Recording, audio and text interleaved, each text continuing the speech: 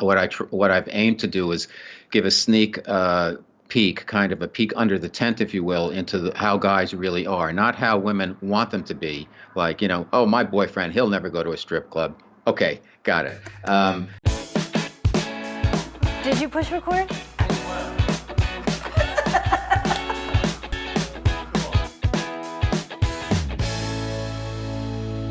Thanks so much for tuning in to Our Second Act with Paige and Silka. Today our focus returns to love and relationships after 50, and I'm very happy to introduce a new expert to our program, Robert Manni. Robert, thanks so much for joining me today.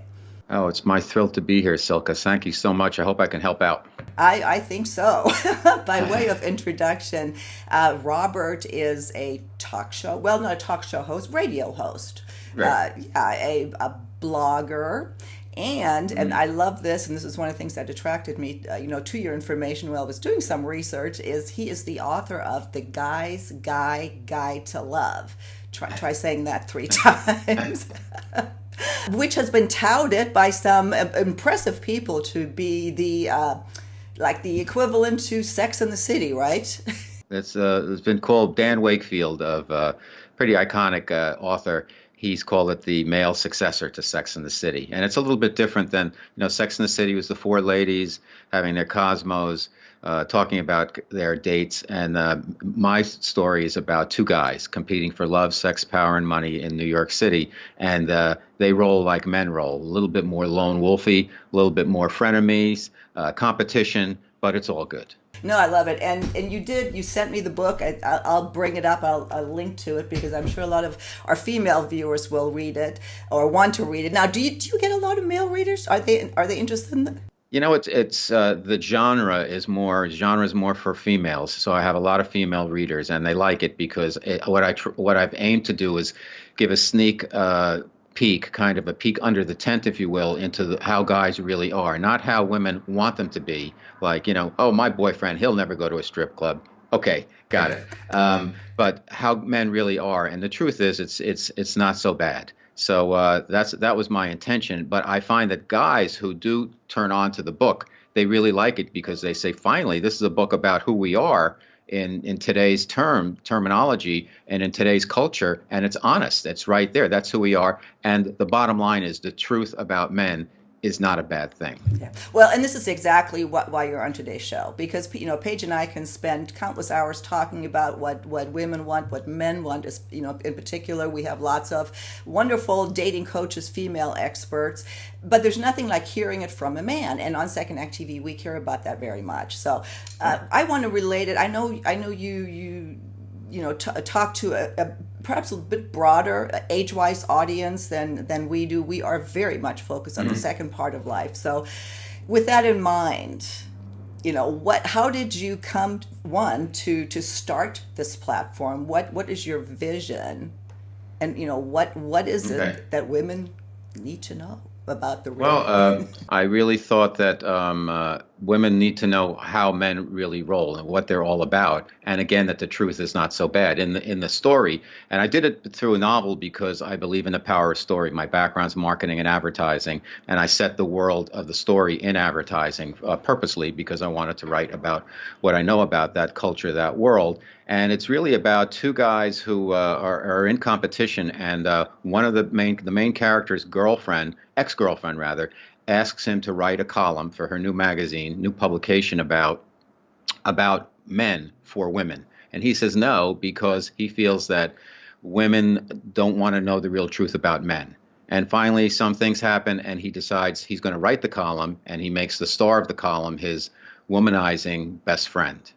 And that's what I use as a vehicle to get the message out there. So I show the bad and the good of men, and I do it in hopefully a fun way. There's a lot of sex, there's a lot of romance, there's a lot of strong female characters who have their own internal battles with one another, and it's a romp, and it's a lot of fun. So my purpose was I wanted to get the truth out there. I'm all about truth. I feel that everything is about truth. We don't have to reinvent ourselves. We don't have to be people who we're not. It's all about finding out who we are and finding our truth and aligning with it. Yeah, well, and of course, at this part, of life, after 50, we always say there's an awakening that goes on after 50, Right. which is one of the reasons I think that the divorce rate is so high, because you do find yourself and go, "Ugh, I don't want to keep living like this the rest of my life." And one of the things, of course, is finding love again.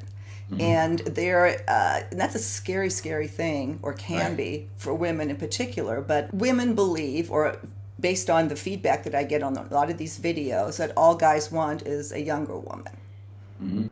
Well, there's some truth to that. I know a lot of guys. I was dating like crazy when I was 50 years old, and I kept it open because I feel that there's a lot of great women who are not only over 30 but over 40 and even over 50, and it's just a matter of men kind of stepping up to the plate and realizing that if you're dating a woman who has a little bit more experience in life, she's probably going to have a career. She's probably going to have some money. She's probably been through some things, so she knows how not to take everything too personally. She probably knows about people, particularly if she has kids, so she'll have her nurturing side will come out, and she's going to be no BS at that point. So I think it's a great thing for guys to date women of what they feel is an appropriate age. Now, guys are visual, and I know a lot of guys in their 50s and they want to go out with 25-year-olds. But like, okay, you want sex, but then where do you go after that? And look at the new movie that's out there that nobody knew who the Beatles were. Well, if that's what you're going to deal with on an ongoing basis,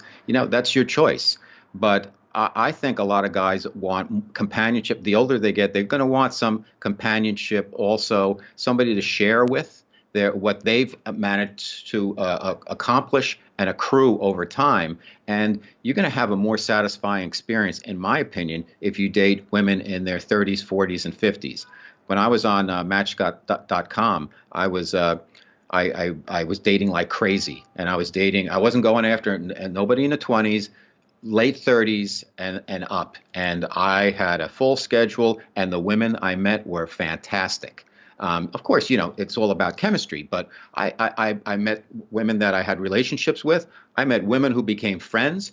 I have some who are still friends now, and I'm married. I mean, we don't pal around or anything, of course, out of respect to my wife, but they're just, in social media, you say hello or whatever, and you're supportive of them. So to me, there's a great untapped world out there in women who've had some experience in life. And I strongly urge guys to open themselves up to these very, very bright women who take care of themselves, who are smart, who have a career. And if the guys want to go out with a 25-year-old, take a look in the mirror, buddy, and see what you have to offer.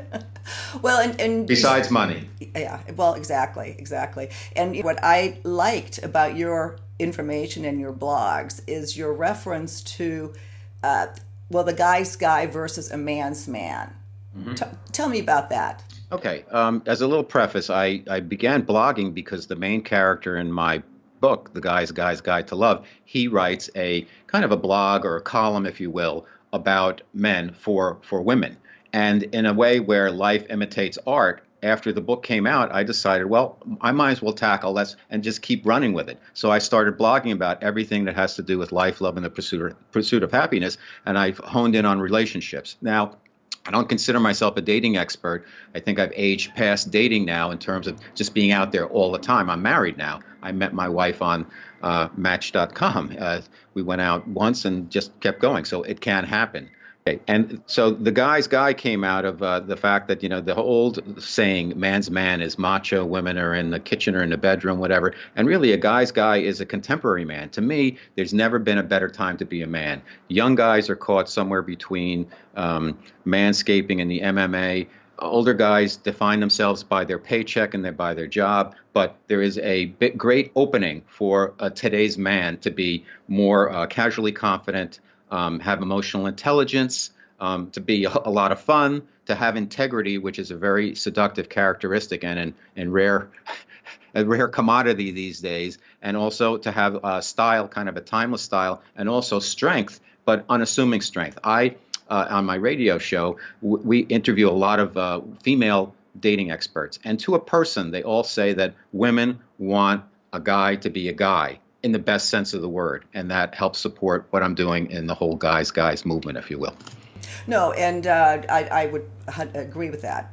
100%. And I know that one of your, the goal or your vision is to help bridge that communication gap between men and women. So let me hold you over for a couple more segments where we Great. focus more on the male perspective when it comes to dating again, the female perspective.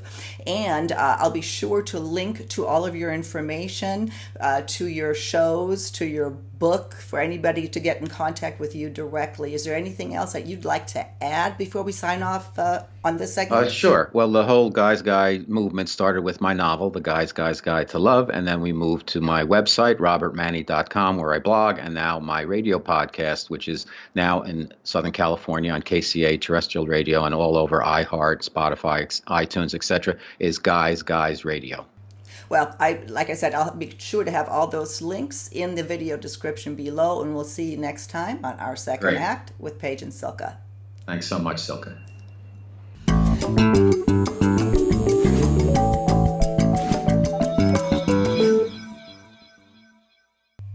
Thanks for joining us. If you haven't already done so, please be sure to subscribe to our channel. Button's right over here. Just click right on through to YouTube. And when you see that little bell next to the subscribe button, hit that too. You'll be notified every time a new video is released. See you next time.